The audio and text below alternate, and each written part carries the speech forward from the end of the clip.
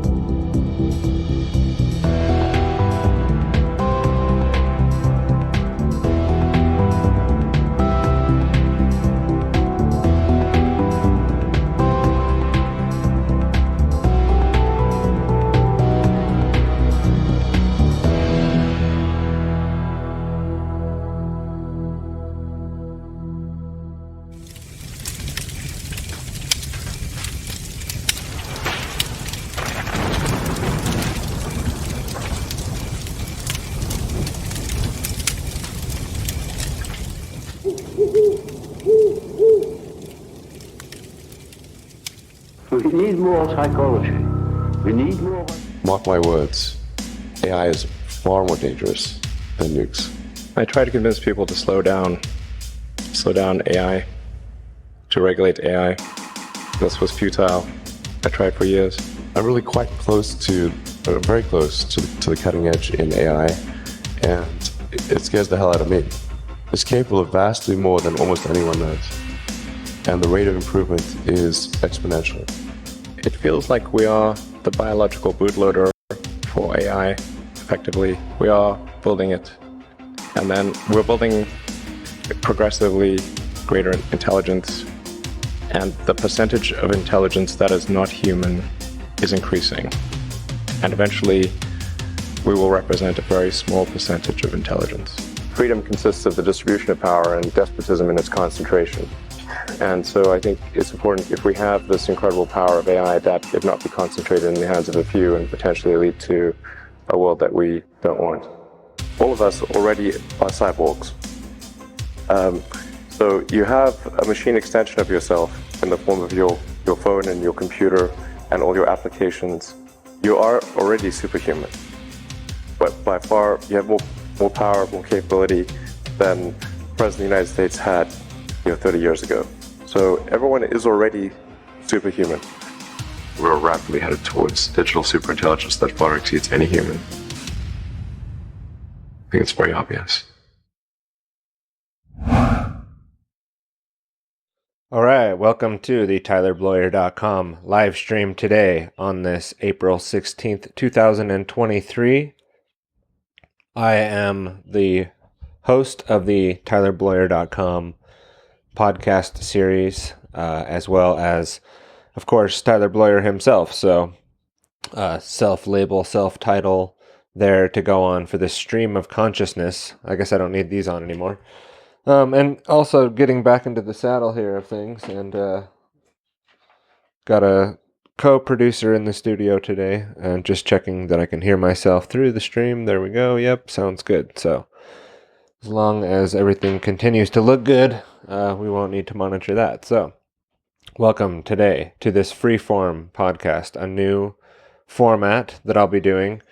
And it's a little bit more loosely produced and more of a free flow of ideas and thoughts coming from me, something that doesn't require as much structure and front loading as some of the work that I've been familiar with doing with in the past, such as what we left off with the Freedoms Rising series.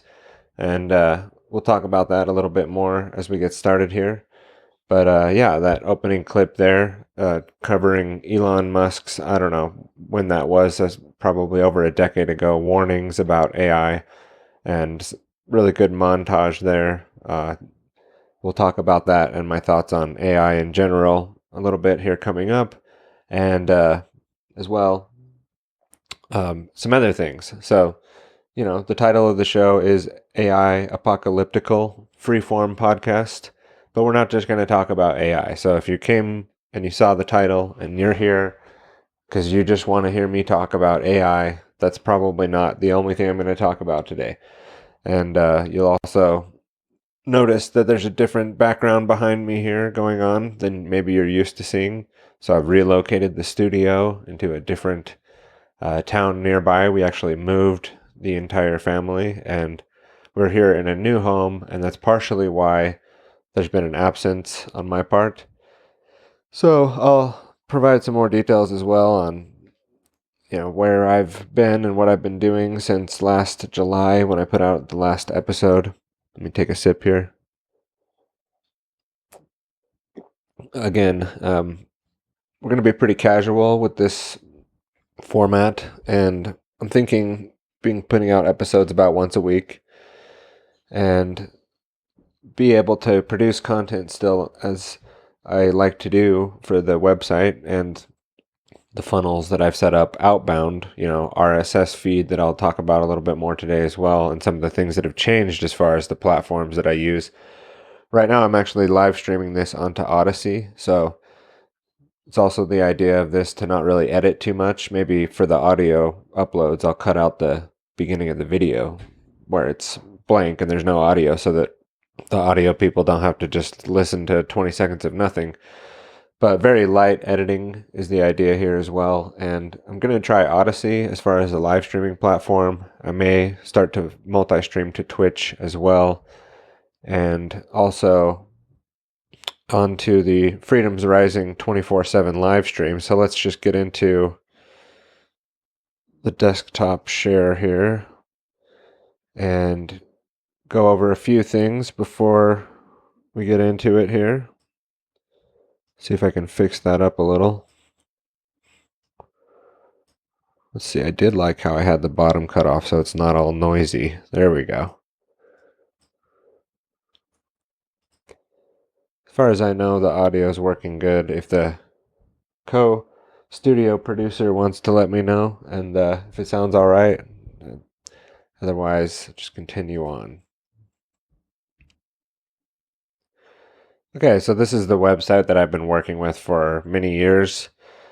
I've got all my content in here by category. You can also just see the feed and go back to the very beginning of the first pieces of content that I created as you go through the older posts. So it's a chronological feed.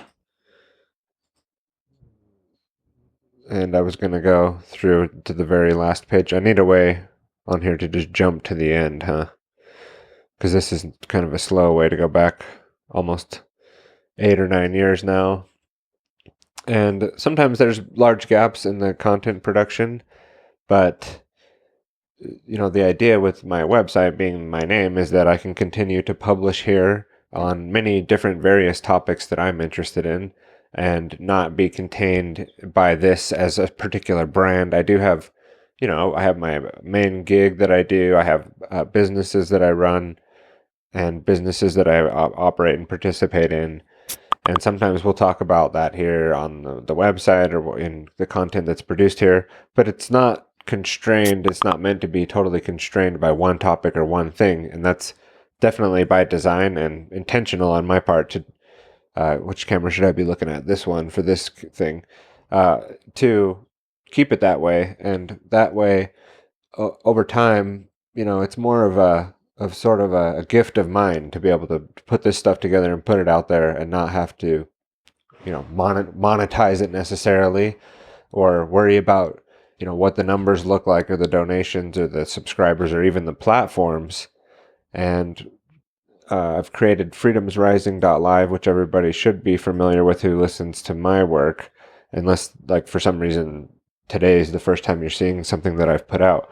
The last quite a bit of episodes, we did 32 episodes, so just below the getting out of the freezing point. I almost made it right out of the freezing point of 32 onto the, Freemasonic next, out of the ice 33 number. So it's kind of synchro mystic that I left off on 32. I got iced. I got stuck in the ice. I couldn't continue on with the episodes. Now it's definitely Freedom's Rising is still alive, and it's still at freedomsrising.live.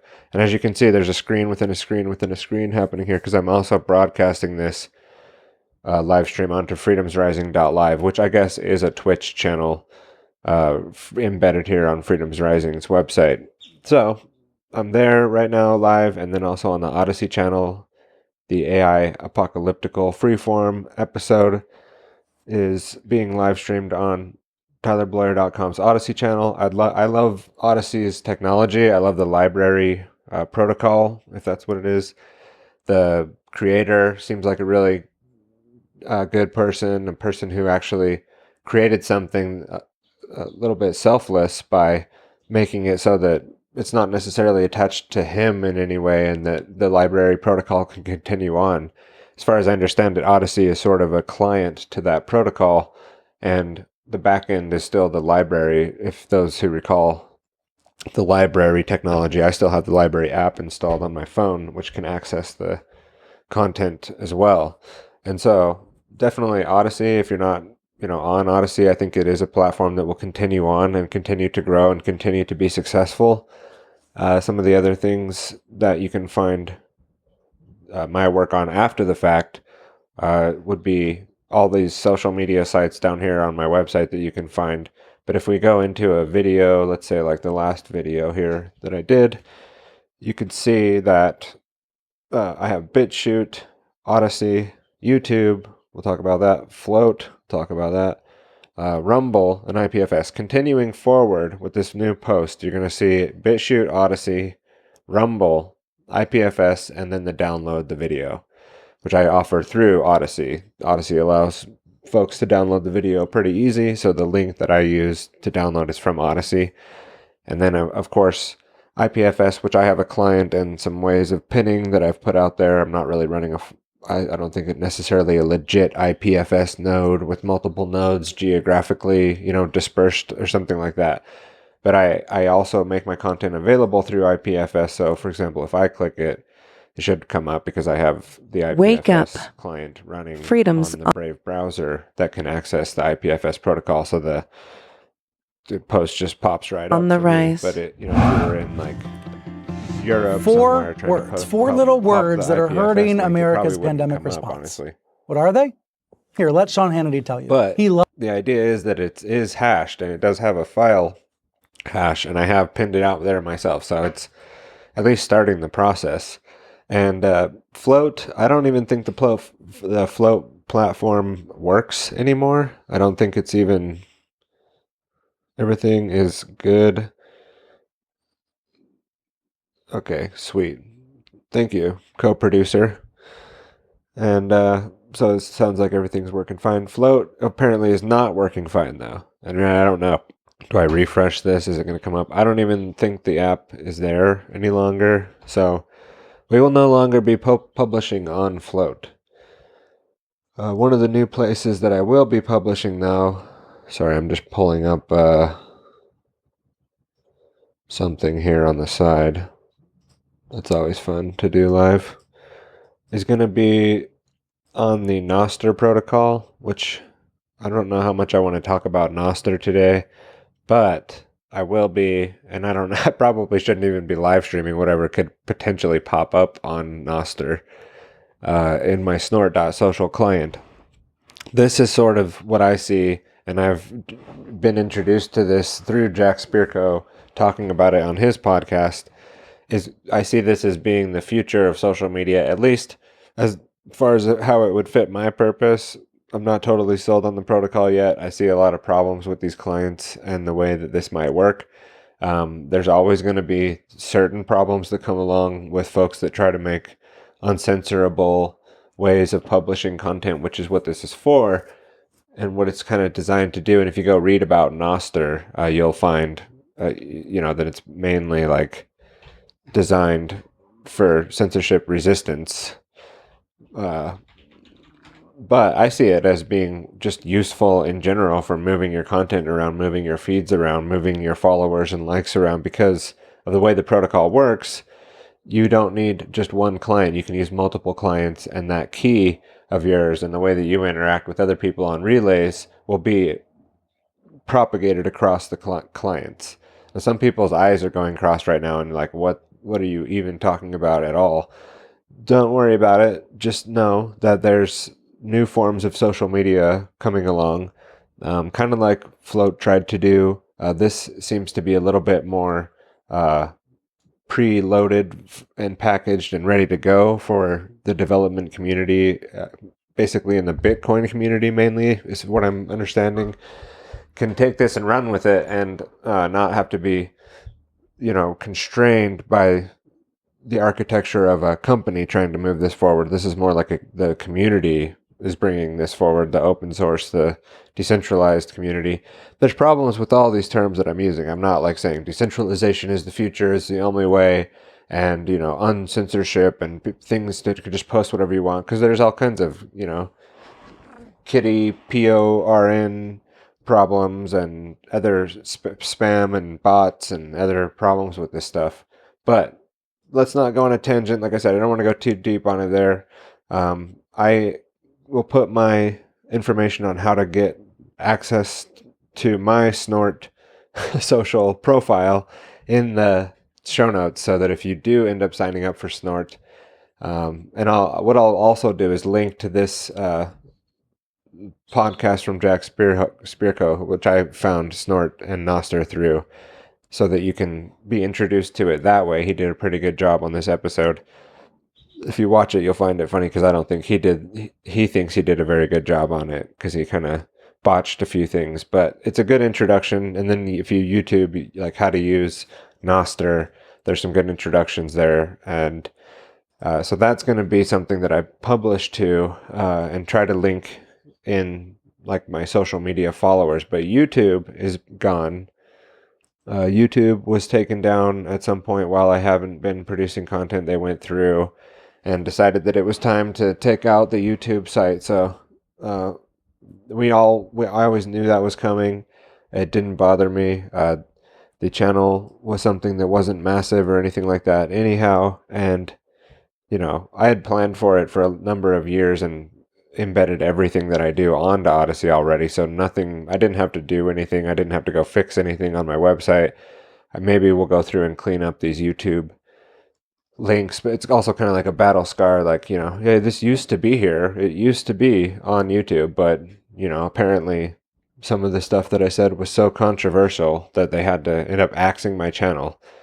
The same goes for Discord. That's no longer something that's going to be available, not by my decision. I may have eventually decided to get off of Discord, but the same thing. My channel was violating community guidelines. There was like almost zero activity on the channel and me just posting my content. So, we all know that the Discord Nazis and the YouTube Nazis were going to pull that shit anyway. So, it wasn't surprising, and it was expected. And, cheers everyone for who was on those platforms, but that's why I'm promoting these other things, that Odyssey and the Nostr protocol and Rumble. There's also a Rumble link. I'll definitely be publishing to that still too. BitChute, which has been around forever. I think people kind of forget that it's there almost, but it's an excellent technology.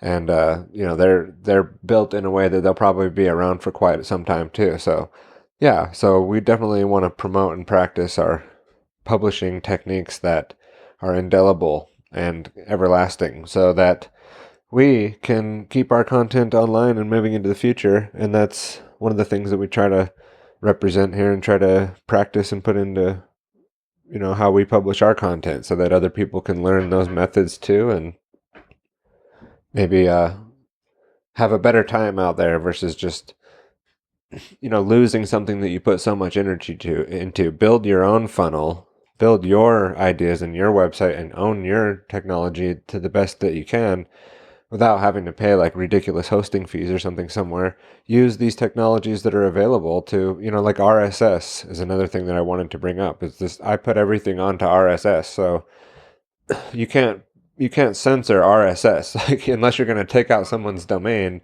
It's a XML file on a web page, and then there's things that can understand that. So everyone should be using RSS who not only is trying to circumvent the censors, but just as a technique to exploit that avenue that some people think their podcasting is their YouTube channel. No, podcasting was like an Apple thing, right? And that's why it's called the pod. But what it really was RSS. That's podcasting.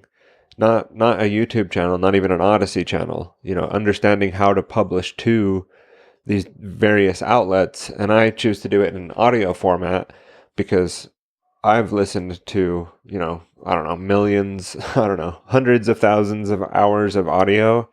I'm constantly listening to things and learning new things and learning about things through audio. And I'm not usually looking at whatever device I'm usually out and about moving around or doing things on the computer while listening to something, doing my job, listening to something. And so it's on the side, I'm not watching it. And so I appreciate that format as well. And I put everything I do out through audio. Everything I've done from the beginning is in the RSS feed. And, if you're not publishing with RSS, then I don't think you're really doing it right. I don't think and it doesn't have to be audio. Some people do video RSS, but that's also another reason why I'm just not concerned about, oh, this platform, decided to shut you down or you lost your account over here. Because I had a way that it was set up that it didn't really matter. And I even see ways of circumventing, them eventually going after certain people's domains. If we want to talk about that, you can let me know. I have ideas about that, but we're not going to talk about that here today.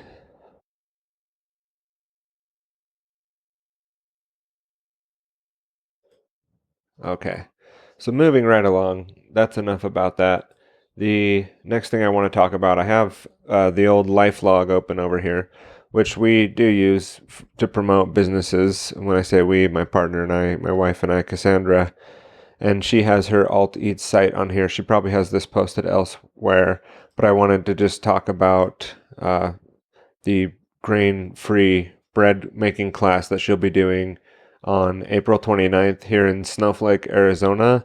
And for those in the local area who wanted to come and support what we do or learn how to make grain-free bread, you could come to this event. It is a paid event. It is, it's not exactly expensive, but it's not exactly cheap. And, you're going to get out of the money, though, what you pay. You're going to get out of it way more than that with what we provide here and what Cassandra is able to show and teach you how to make these grain-free breads. So a lot of people have stomach problems with grains. Some people don't. Some people are gluten-free. Some people are, have celiacs or gluten intolerant or just have, in general, want to try alternatives or know how to make alternatives. And Cassandra really has some great recipes and some delicious ingredients that, don't make it seem like a downside to eating this type of bread. It's more like, wow, I didn't know that you could ever make bread out of that, or I didn't know that that was possible. So definitely for those in the local area, we want to promote that and come on out and see us. Go to alteats.life for more information on that. and to sign up for the email newsletter and the free online classes that we'll be putting out, and more information about that concept of alt-eats can be found at alteats.life. Coming up, I'm just kind of going through some announcements here to open up, as well as, kind of getting this going. There will be the next announcement that I have is I will be helping to produce the next Seed conference, Seed 5 Metamorphosis, September 23rd and 24th. And the team there and Brandon invited me back to produce the live stream and, load all the content and get it streamed out throughout the weekend, as well as bringing in live Q&A and some maybe even mini interviews and roundtable discussions. I'll be pushing the buttons that day for that, so definitely excited to be back and doing that for the Seed team, and the people that are involved with the Seed conference are amazing group of people with lots of excellent information. Basically, it says a free online conference about the occult, esotericism, freedom, history, philosophy, symbolism, and natural law. So it's definitely not just like your average, libertarian or even anarchist event. There's quite a bit of wisdom and things that maybe your average person hasn't considered packed into this event. And, doing the production on Seed 4, which was the first time I think Brandon did it online. So, I hadn't attended any of the live conferences before that, being that I'm on the opposite side of the country, with a family of 5, it's hard to just get out across on the other side of the country. But previous to that, they weren't doing them live. Seed 4 went live, and watching the content that went through that conference and like being involved with, the people that produced it, a lot of the graphics and the ads and the promotional material, and then the content itself was just, it was really amazing to be a part of. And I took in so much information that it was kind of like I needed a break after that from thinking about things in a different way, because there was just quite a few various aspects and angles of how to interpret these difficult topics, and how it all works together. And I know I've followed Brandon's work, since basically finding Mark Passio and seeing how Brandon had taken and started to do his own thing and turned it into this event, which he's put on, now for the 5th iteration, which is no easy feat to do and not something that, everybody can do. And the people that are involved in putting this work together are really, doing a wonderful job of putting the work out there into the world. So the other place where you can find similar work, and that I'd obviously, need to touch on here, would be the One Great Work Network. I'm going to talk about that a little bit later in today's episode, which hopefully we don't go too long here. I'm already noticing that I've gone quite a bit just in basic introduction material here. So we'll move right along, but the One Great Work Network is the site that Mark Passio put together to, promote the people's work that he feels like is doing the best job, and, putting the work out there that is most likely to affect consciousness in a positive way on the planet and help things move in a better direction. And there's a lot of interesting content creators on this site, including myself, whose image is not cached there properly, apparently. Let's see. Maybe there's some issue. Maybe I need to fix my profile image. But you can find my work as well on the One Great Work Network and many other wonderful content creators, a lot of whom are also involved with the Seed Conference. Okay, so we talked about YouTube and Discord getting taken down, and maybe I'll move forward one day with like a Gilded. At one point in time in 2021, I created a Gilded server.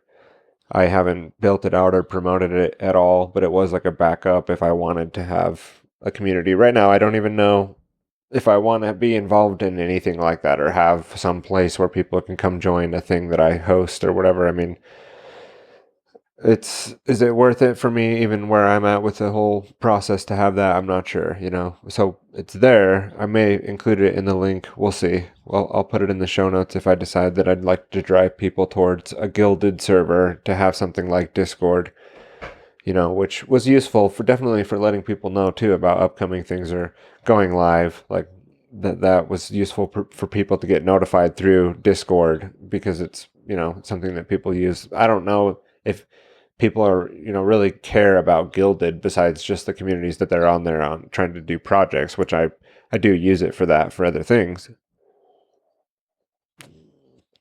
But we'll see. So yeah, the freeform production that I'll be doing here is going to have video, as you can see. So it's not just going to be audio like Freedom's Rising, which I was doing really early in the morning, and I didn't want to have to fill everything with video, and it was easier just to put a slide up and do graphics for an audio under the graphic and just, go with that. And again, I think some people that just listen to audio podcasts they appreciate that, and it's fine for them to have it audio. Nobody really cares about the video. In other cases, like I just did, where I share the screen and I'm going through and sharing the screen and, giving examples of what I'm talking about as I'm talking about it. And then if I play a clip, you get to have the visual. And there's not all that many steps in the pre or post production, once you get things rolling with like OBS or Streamlabs or whatever you're using. It's not that much different than doing audio only, other than, some people might not want to be on video, like myself, not really loving all that much to be, on a camera and talking about my stuff or other stuff. Like, I'm not what's the guy's name that was on the Bud Light can? Dylan Mulvaney or something. Like, I'm not an attention seeking person. I'm not all about like people coming in paying a lot of attention to me, or like, what I'd look like or whatever. But also, you got to work through that. You got to get over what you think people think of you and realize they probably don't really care, like, and if they do, then like maybe something's wrong with them if they are really caring that much about it as well. So it's more of like a, negative aspect of ego to really get concerned about these things. But the idea with the Freeform series, and I don't know if that name will change or if I'll just drop that name and just title the episodes, but is to get back in the saddle in a way for myself. And people that have watched my work over the years might be kind of giggling because I've said that quite a few times. Now I just look at it as I got a lot going on in life. This is not like my main focus. I do love to produce content, and I even like to do basic productions like this. It's not like it's like some super complicated edit and I'm doing all this crazy stuff together. Like, it's pretty basic, but it's something that when I'm not doing it, I feel like I should be doing it. And then when I am doing it, I feel happy about that, and it makes me feel good. And if I can do it in a way that can help other people, or, grow something that could be, helpful to a community, or even just helpful to young men, if that's, or helpful to my sons as they get older and can go back and listen to what I'm doing, or, just helpful for me to grow and build myself and become a better person, then that's the stuff that I like to do. I enjoy doing it for that reason. Obviously, there's been a philosophical underpinning to the work that I've done, and a certain direction that I've taken it. And it hasn't just been like, oh, whatever I want to talk about. Like, we talk about freedom. We talk about slavery. We talk about tyranny. We talk about, the creature of control. And we've talked about, working through your own problems and your own maybe lack of desire for real actual freedom, and some of the hang-ups there when I've talked about falling into movement traps, and the problem with the freedom movements and the lack thereof, or the bowel movements that they actually are instead of actually freedom movements. We definitely have stayed in that vein, and so I'm not necessarily saying, well, I'm breaking away from that, just talk about other things. But no, I feel like, and I've been inspired by folks like Greg Reese or others who put out his Sunday show, or people like Clint Richardson or other people who just keep it more real, or like Gary Vee. Like, he's a Gary Vanderbilt, I think is his name. No, that's not it. Gary, I can't even remember. Is it Vander? Gary V. If you've ever heard of this individual, he's quite multifaceted. And he has excellent ways of kind of condensing wisdom into very quick snippets and passes them along. And one of the ideas was sort of, that if you're having to study for the podcast or having to study for the content that you're creating, and it's outside of your realm of knowledge too much, then you're not keeping it real. Like you're sort of also, making it really hard on yourself. It's not necessarily not keeping it real, but it's just making it way more difficult, rather than, just kind of be who you are and express the, information that you have. And if you don't have that information, then don't be talking about it, like don't be out there like stretching beyond what you're able to reach to when you're producing your content. It shouldn't be that way. You should be producing the real situation as it is. And so, a lot of this stuff, I am good at seeing things in different ways. Then I can definitely weigh multiple perspectives and hold those thoughts in my head without having to accept either one of them. Always been good at scrutinizing people that are sort of drinking the Kool-Aid, and also feel like I have, a job to do here on this planet, and it doesn't necessarily have to come through the content, but it is to, work on our overall level of freedom as a humanity and as a family unit, and then as myself, obviously, is where that's going to start. But we do have work here to do to make sure that at least the opportunities that were provided to us and the standing on the shoulders of giants type thing, like we have a responsibility to future generations to not let it slip, to not do the AI apocalyptical, takeover of humanity. And we'll talk about that a little bit here as I move through my show notes. Because if you know me, I do like to be prepared as part of the not wanting to just go live and just totally off the cuff. I'm going to definitely have some show notes that I work through that then, I'll provide links and things like that afterward to go on. But yeah, it's been a while for me, and it ended last summer when I stopped being able to put out a podcast because just a lot came in after that.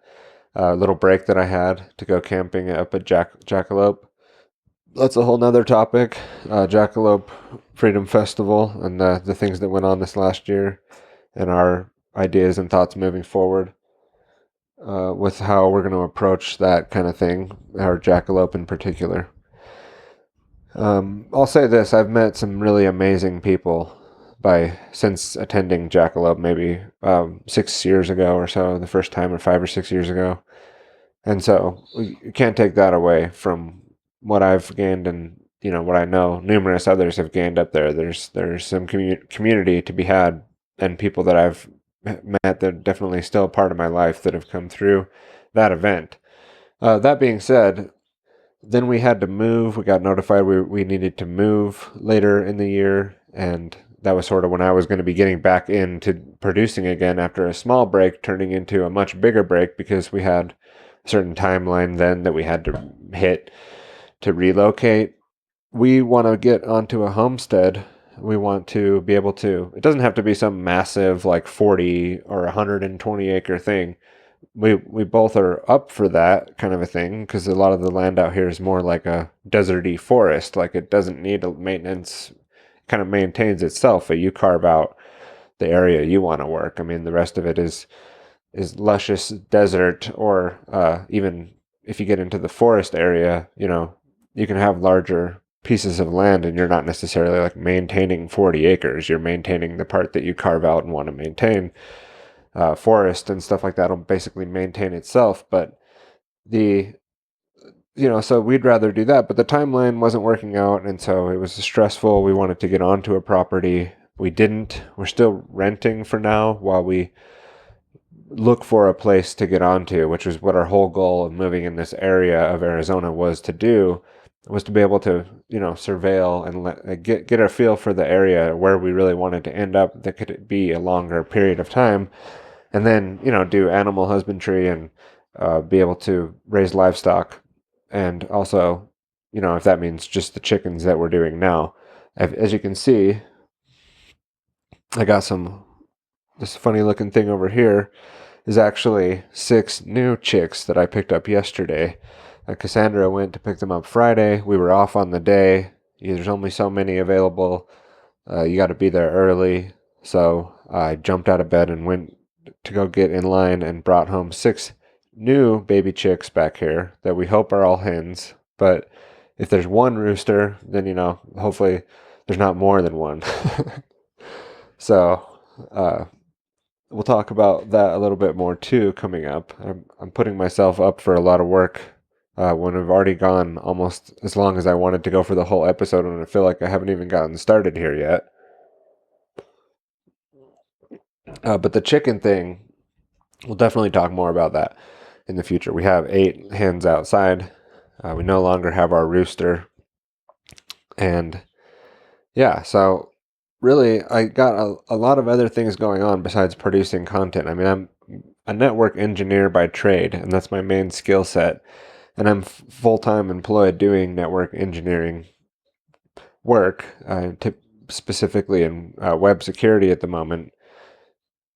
And that in itself is an entire multi-universe thing where you can just continue your life forever learning these things. And now, you got the AI coming in with ChatGPT and things like that are not just they're coming to take our jobs. Like, they took our job. No, I don't see it that way. I see it like the Freedom's Rising white pill thing. Like, I think that as doom and gloom as it can seem out there, or, the banks are collapsing, the economy, everything's inflating, the prices are going up, the CBDCs are coming in, the AI, I kind of see it the opposite. I think that this change is like the future shock, right? Idea. Like, it is a lot at once. And it's kind of meant to be, in the way that the people are trying to manipulate you to be scared, and the people that use FUD, fear, uncertainty, and doubt, to control you, and to, like the mainstream media, for example, just loves all this stuff because they can just continue with the world, Russia and Ukraine, and they're dropping nukes, and it just continues on with like fear, and it's just wherever you want to pick it up, you can get a little dose of that fear. And Alvin Toffler was the guy who wrote Future Shock, a 1970 book by American futurist. I'm looking that up here. I didn't have that off the top of my head. I'm not all that smart. I'm just I'm good at looking stuff up, as somebody told me once. And that's kind of true, And that's, again, my skill set might not be that I'm extremely book smart and can cite every reference and quote every page and all that stuff, but I'm just using the tools that are available. I mean, we've been doing this for some time here at TylerBloyer.com with the WebBrain, Creature of Control WebBrain, documenting and linking together the stuff that we've researched over the years and put into my shows. Even everything that I talk about is basically linked in this database under the central pillar of the Creature of Control, which is one of the topics that I'm most interested in. Is who is the Creature of Control, right? It's the first series of content that I put out there. It was the first question that I asked. And, it is you, and it's also the creation of you by the societal shapers and molders. The creature is the thing that we struggle with. It's sort of the dark side that doesn't really want freedom, but puts on the mask of all these brilliant things and movements and things that actually make it really look like that person has a lot of virtue, but it ends up being a false persona. Anyways, we're not going to go into the creature right now, but yeah, so AI, the way I look at it in ChatGPT and, the self-driving cars or other AIs, they're going to be probably like policing and enforcing law at some point. I'm with Elon in the opening clip that it's extremely dangerous and we must watch out for this technology, and we're not prepared, or we're underprepared. Hopefully the live stream's coming through all right. I'm jamming a lot into my internet circuit right now, which needs to be upgraded. That's a concern. Just checking things out. It looks fine. I mean, it might not be like the best 1080p ever, but I'll see if that comes through. But anyway, so he's right. Elon is not wrong about that, right? Most people don't even understand what is happening now or what's coming with artificial intelligence. I don't like the word.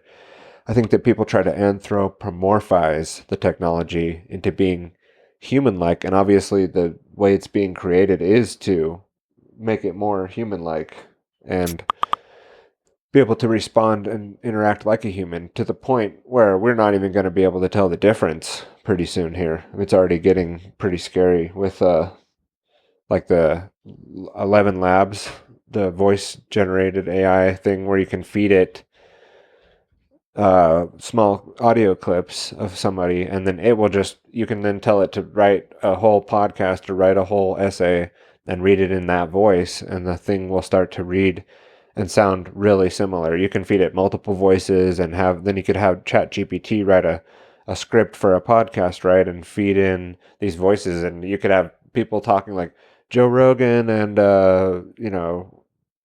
what's his name? Rick Roll or whatever. Rich Roll, the guy, not Rick Roll, Rich Roll. And do a podcast on the how great 11 Labs is and ChatGPT for our business. And boom, it would spit it out. And it's going to get to the point where you don't know the difference. And that is really dangerous because of how it can be used to manipulate people right through mainstream media, or like even them, like, well, sources say, and like the source could just be some AI that sounds a lot like the director of the CIA or something, and it's going to get really scary. We're going to have to develop counter technologies to this stuff where it doesn't we're going to have to have some way of fingerprinting that, so we know for sure if it was an AI or not. There's going to have to be another AI that monitors that AI. I'm trying to monitor my own stream here and just see if I can hear that it's still working okay, but the AI will need a signature to know that another AI did a thing, right? That's what we're going to have to do. We're going to have tools that utilize AI to also check that something else isn't fake, basically, because we're not going to be able to tell the difference at some point with some of this stuff. And these are just like, this is just an example I'm coming up with from other people, and like also like off the top of my head a little bit, what other people have talked about. What about the stuff that we don't know about? What about the unknown unknowns? There's the known knowns, right? This is where I need to have somebody in the studio that will pull stuff up. And like this will be something like censored off the web one day, maybe. This is such a famous clip, right? Let's see if we can get this in here. Reports that say that something hasn't happened are always interesting to me, because as we know, there are known knowns. There are things we know. We also know there are known unknowns. It's a little quiet. That is to say, we know. Reports that say that something hasn't happened are always interesting to me, because as we know, there are known knowns. There are things we know. Quiet. I'm sorry. We also know there are known unknowns. That is to say, we know there are some things we do not know. But there are also unknown unknowns. The ones we don't know, we don't know.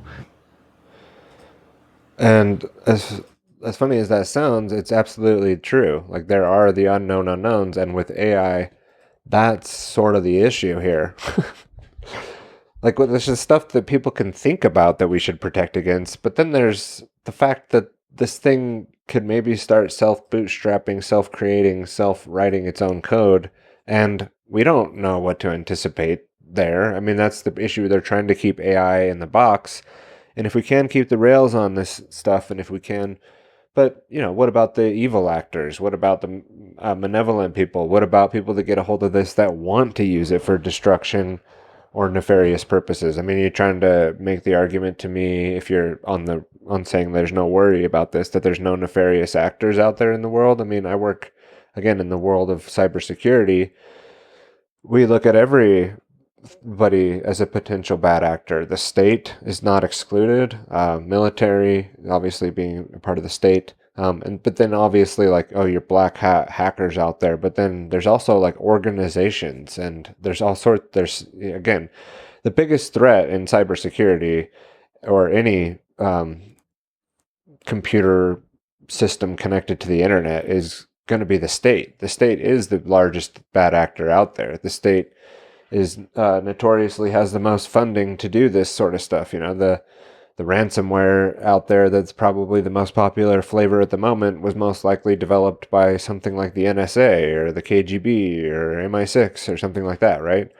And then it's kind of like with COVID, like they release the thing, then they have the reaction already set up so that they can then, through industry and the front companies, put out the solutions to these problems that were originally created by DARPA, or whatever. So, so just a few brief thoughts on that opening clip. I know it's been a minute. Maybe we just play it one more time as I take a sip and we listen to that so everybody can get the context for what we're talking about. Mark my words, AI is far more dangerous than nukes. I try to convince people to slow down AI, to regulate AI. This was futile. I tried for years. I'm really quite close to, very close to the cutting edge in AI, and it scares the hell out of me. It's capable of vastly more than almost anyone knows, and the rate of improvement is exponential. It feels like we are the biological bootloader for AI, effectively. We are building it, and then we're building progressively greater intelligence, and the percentage of intelligence that is not human is increasing. And eventually, we will represent a very small percentage of intelligence. Freedom consists of the distribution of power and despotism in its concentration. And so I think it's important, if we have this incredible power of AI, that it not be concentrated in the hands of a few and potentially lead to a world that we don't want. All of us already are cyborgs. So you have a machine extension of yourself in the form of your phone and your computer and all your applications. You are already superhuman, but by far you have more power, more capability than the President of the United States had 30 years ago. So everyone is already superhuman. We're rapidly headed towards digital superintelligence that far exceeds any human. I think it's very obvious. All right, so that's why I was bringing up the topic later on into the show was based on the intro and why we called it AI Apocalyptical. Apocalypse really just meaning the great revealing or an enlightening moment. And so that's what I see, is that this technology is going to benefit humanity in the long run, and that we'll come up with ways of constraining things, and there will be other technological innovations that come along here in the next decade that are going to blow out of the water the previous paradigm. I mean, you can just get ready for that. Nothing will look the same at all in 10 years from now. And it's not all doom and gloom. I think that, that's what they would like us to think, and then we kind of give up. But really, these tools can be used for good. And I know that sounds like the famous last words thing, but it's true. They're just tools, and we can use them to empower humanity. And not just AI, but other things that are going to come online that will help to raise the standard of living in a way that hopefully then humanity is able to continue to build on our, prosperity, and not just, make a worldwide SHIT hole that, ends up looking like Aldous Huxley's Brave New World mixed with 1984, mixed with Elysium, and all the other sort of dystopian outlooks on what humanity will look like in the future. But yeah, apocalypse is just a revelation here in my Webster's 1828 online.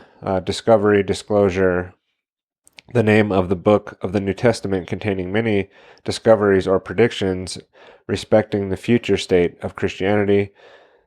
So it's not just about doom and gloom. There's also rebirth, or phoenix rising, or, great awakening, great unveiling of information, which is where we're going through again. We had the internet, now we have artificial intelligence combining with these previous technologies to build onto that in an exponential growth type fashion, which feels very uncomfortable and can definitely be very dangerous. And there's definitely the possibility that this is all going to go off the rails very quickly. But, what's the point in talking about it in that way only? Because I want to have a future to continue on, and I don't have a lot of hope for my children if it's just all doom and gloom to have, the reason to get up in the morning to continue on. So maybe the person out there that's going, yeah, we're all fucked, he doesn't understand, it's so screwed, like, maybe you're right, bro, but like maybe it's one of those things where, yeah, if you say that, you're right.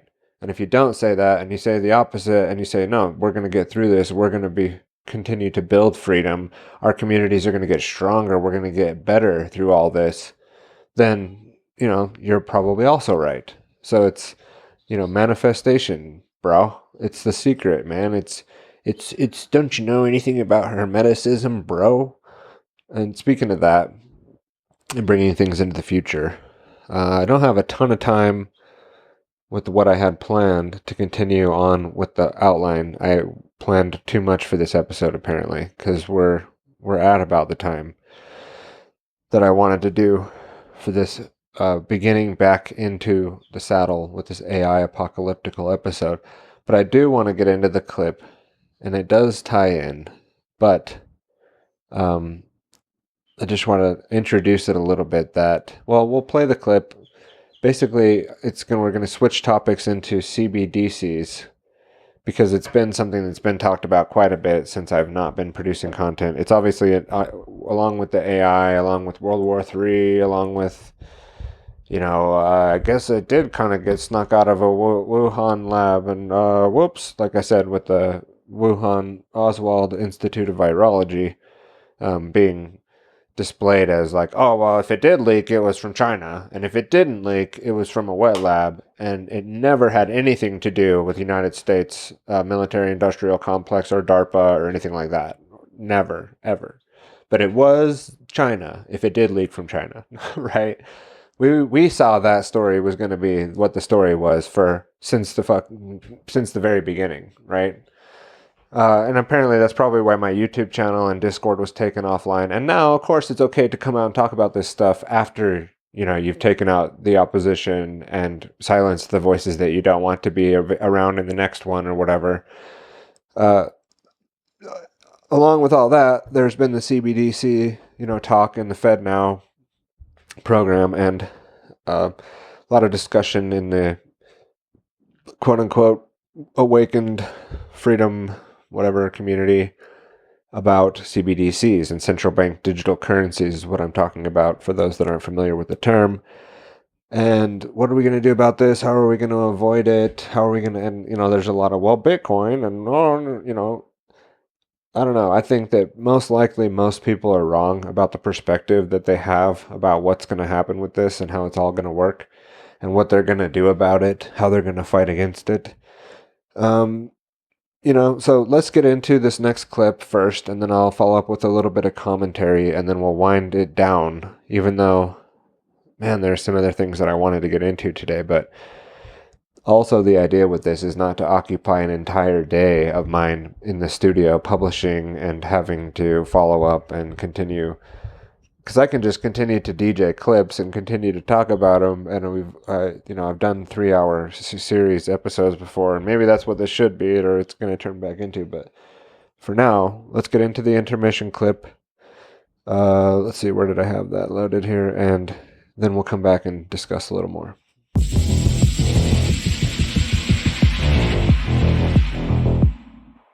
Founded by David Rockefeller, the Trilateral Commission has been an arm of the globalist deep state since 1973. Last week, at their annual meeting, a speaker who cannot be identified according to commission rules said that we are now in a period of structural inflation that will last for decades. They said that the free market is over and industry now sets policy. And they said that this year, 2023, is year one of this new global order. Days later, the Federal Reserve Bank announces a July launch for their new FedNow service, which was first announced in October of 2021. The too big to fail banks and all the large processors are already on board, and so is the U.S. Treasury. The first week of April, the Federal Reserve begins the FedNow pilot program for early adopters to become certified participants to help the Fed confirm readiness for their July launch. FedNow is an instant payment processing system that seeks to be the base of all digital transactions, acting as an umbrella company to manage all financial payments. This has been shown to be the gateway to a central bank digital currency, CBDC. FedNow is much like the Reserve Bank of India's instant payment system, the Unified Payments Interface, or UPI. UPI has had huge success in converting rural communities into a complete cashless society. According to the International Monetary Fund, UPI democratized the payment system and paved the way for central bank digital currencies. Central bank instant payment processing is also how the Central Bank of Nigeria introduced its CBDC, Naira, which has been, so far, violently rejected. Reporting for InfoWars, this is Greg Reese.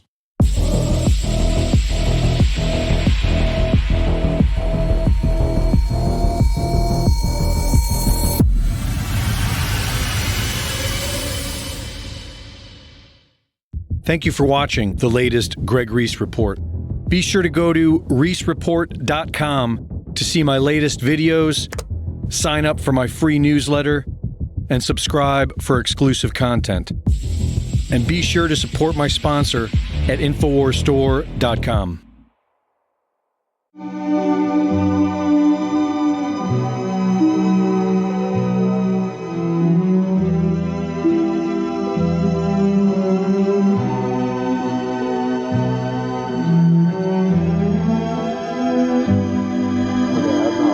That other part of that video was. I didn't watch that part, but the FedNow, the CBDCs, that's what I wanted to get into for a minute here. Just give my take on something that I was asked recently. What are we going to do about this? How are we going to resist this? What are your plans? You know, someone asking me this question. And, you know, this person had their own concept of how this will be resisted. Of course, it's a similar thing of, you know, well, we'll do agorism and, you know, we'll be using cryptocurrencies or, you know, local community dollars or, you know, barter and trade networks and things like that, which I'm not opposed to any of that stuff. If it comes across that way, I don't mean to sound that way. It's just, I think there's some naivety in the way that some of that stuff is put forward as the ultimate solution to this. And I think that there's also some naivete about how you'll be coerced into using this. It's not going to be so much, you know, a carrot and stick thing. Like the stick is not going to look like a stick. They could even be doing, I mean, it already is just digital crap in computer systems that are running algorithms and printing or whatever, like creating more digits in banks when they make a loan. There's not necessarily anything backing this stuff now besides our belief in it. So turning it into a digital thing is hardly any different from what it is now in that sense. Now, it is different, obviously, in the way that that data can be used to track, trace, and database and control various behavior components of people. And will it be used in that way? Yes, absolutely, it will be used in that way. But the spirit of resistance or the willingness to resist is not going to be extinguished just because they roll out a CBDC. And I even think there's a way to do this where you're not necessarily just completely, you know, abstinent, not using their system, because a lot of the people that are promoting all these other things and have cash in their wallet, right, use the US dollar. They might even use and trading a lot in Bitcoin and Monero and other things like that, but even those values are tracked in US dollar values. And we're learning in the world right now, obviously, that this can change, and that the world reserve currency may no longer be the US dollar moving forward. And maybe that is a good thing, Maybe there shouldn't be a central one currency that everything's based on, that comes from one nation. I mean, maybe that wasn't a good system. Maybe there does need to be new ways of looking at things and doing things. And maybe the people, the doom and gloomers, that this collapse and it's all going to hit at once and the markets are going to fall out and the housing thing is going to blow up, and then they're going to force you into a FEMA camp and if you don't take the central thing, like that is all in a way true. But then at the same time, it's not all set in stone yet, and it's not all guaranteed. And that people that push this stuff could largely be underestimating the forces that they're up against on the opposite side. And I think that they can't just extinguish freedom because they roll this out. There's going to be a lot more to it than that, and a lot more that goes on. And there's going to be a lot of resistance to what they're trying to do. And that's the answer, is resistance, and living in a way that's free, and knowing that ultimately you are free and no one can take that from you. And that even if your physical conditions are that of slavery, which they are on this planet for people, the mental condition and understanding of true freedom and sovereignty is not something that they can just take from you as of yet, without the neural link or other ways of just completely turning you into a Borg, cyborg, robot without human emotion. They haven't extinguished that yet, and that could be a possibility, potential outcome. I don't think it's guaranteed. I think there's a lot to be hopeful for, and I think that we can do it together and resist, tyranny and resist evil together. So it needs to be done first in the heart, and you have to make that decision that you will not be a slave, and that if you are a prisoner, it's being a prisoner. It's not a willing slave, not someone who wants to be in that position. And I think that humanity is going to get burned really hard with a lot of things coming up soon. But what happens when you start getting burned? What happens when you start to feel it? Hopefully, this is kicking off the great resistance to tyranny, and another iteration of 1776, fighting against this in a very serious manner, to say, we are not your slaves, we are not your cattle, and we are not going to go along with your plan to just have us all be controlled through this central currency. That's how you fight against it, right? And it's not a guaranteed outcome. Part of why I do this content is not just to say that, my content or what me and the other producers like me are doing is going to change the world completely.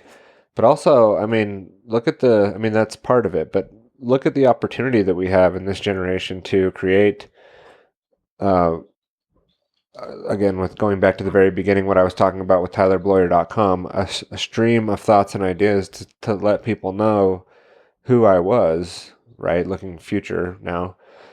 Our children don't have that opportunity, or I didn't even have that opportunity. What I meant to say is our children will have that opportunity. Previous to that, there was no opportunity to know my great grandparent in a way that we have now. There was ways of writing, and there was ways of maybe even photography and other things, but to be able to put your thoughts in out there in a way like this, like I'm doing now, where someone could actually get to know me a lot better by hearing what I'm saying throughout, the time that I produced the content, that feels like an opportunity that we can't pass up. I mean, we've got to find a way to make things better overall, while taking advantage of these opportunities. If that means for your business, then you should be creating a lot of content for your business. If it means, for you, that you think that there's a good chance that we're going to be able to fight against the AI and the CBDCs or whatever, and that's what you're going to make your content about, that's great.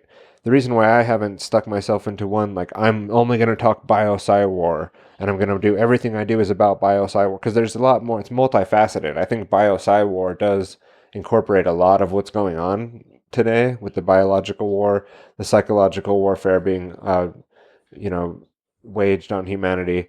But there's more to it than that. There's more to me than that. There's way more to me than I'm just a network engineer or just a chicken farmer out here in the sticks. I have a family. I have children. I plan to have grandchildren. I plan to homestead. I plan to do animal husbandry and raise livestock and garden and grow as much as my own food as I can and be more self-sufficient in many ways as possible. So, why would I make my content just about this one thing and stick myself into that part when that fades out? Now I can't continue. I mean, that was never my idea from the beginning. And so, even with how I'm going to exit this today, we'll get into a lot of the stuff that I did want to get into today. We'll probably just move it to next week. There was some stuff about the sovereign citizen movement that I wanted to talk about. Some things that happened right down the street from where I grew up. That Utah man getting shot multiple times. That I'm not like on the side of the guy that resisted the police. I'm also not on the side of the police for killing him in the way that they did. It was a little bit of a confusing situation on both parts. But I don't think that that's our way to do this. I don't think that fighting people on the side of the road who are armed psychopaths probably, or at least armed and have, a belief system that they're not going to sit and argue with you about your ID on the side of the road. And I think that reality, and again, half in the matrix, maybe not completely believing it, but then what I used to call the secondary matrix is maybe a better place to be able to see ourselves as, and playing by their rules when we go in their system to not end up dead on the side of the road or put in a steel box with bars for the rest of your life. That's probably not the way to go about, resisting the tyranny.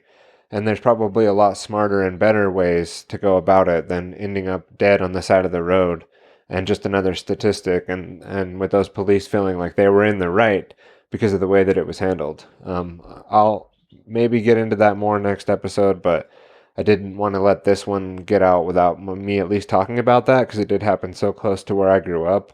And I'll put a link to it in the follow-up notes to do that. So again, drop all those things that I wanted to mention into the next episode. We're going to wrap this one up today. If you took anything out of it, let's start using the tools like Snort, like Noster, to grow platforms that we can use in a more sustaining way for our content to move forward into the future, so that if there's things that we can't, freely express ourselves or have the ability to express ideas that aren't held by everyone else and our content gets taken down, then I've preached here from the beginning, and what I work on with my clients is to launch and to publish in a more sustainable way. And I'll continue to do that and show how we can do that. But I'm going to wrap up with a song from Pucifer, and it's on their remix album. The remix album is called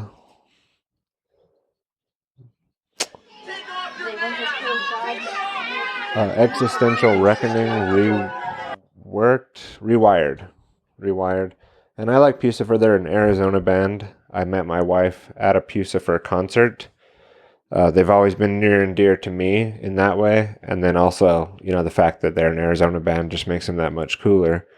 And again, going back to, this is my content. I'm going to do what I want. I want to play this song, and there's no problem with any of the platforms that I publish on to play someone else's music, because I'm not like trying to profit off this episode. It's what do you call it? It's a public domain, or fair use. It was the word I was looking for. This isn't something that should cause a problem, but on certain platforms that I used to be on, it would have. But anyway, Apocalyptical is the name of the song. So AI opened up the episode, Apocalyptical. The song exits it out. We did talk a little bit about both throughout the episode. And then I will be back probably next weekend or the weekend after. Typically, I think I'm going to be doing this type of a show on the weekend. Doesn't mean I won't be doing other content. Doesn't mean there won't be other things that I work on and put out there as far as content goes. But this is sort of just a free form. We'll have these episodes go out in more of a free form. Thoughts that I had, thoughts that I wanted to talk about, things that I wanted to put out there. And, now that I've got my studio kind of set up, you can tell it's a little messy, but I've got things, more far along, so I'm ready to get back and kind of get back to producing content. So again, signing out, Tyler, here with the TylerBloyer.com content, and I will be signing out, and we will see you guys next time. Thank you very much. They want to steal God's wonderful breathing system out the door. I'm not doing it, so I won't go for the free country.